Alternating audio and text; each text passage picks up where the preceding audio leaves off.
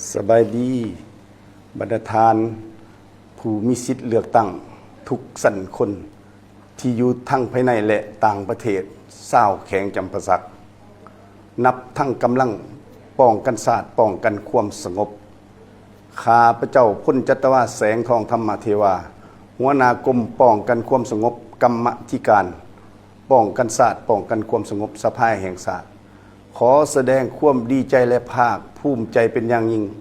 เชื่อมันว่าบรรดาทานคงให้ความไว้เนื้อว่างใจต่อข้าพเจ้าหมายเลข12พร้อมทั้งขอส่วนพี่น้องเศร้าแข็งจำปาสักทุกทวนหนาอย่านอนรับทับสิทธิ์จงพร้อมเพียงกันออกไปใส่สิทธิ์ของตนเพื่อเลือกตั้งเอาผู้แทนของทานเข้านั่งในสภาเพื่อแก้ปัญหาให้บรรดาทานท้ายสุดนี้ข้าพเจ้าขออวยใส่ให้พรบรรดาทานผู้มีสิทธิ์เลือกตั้ง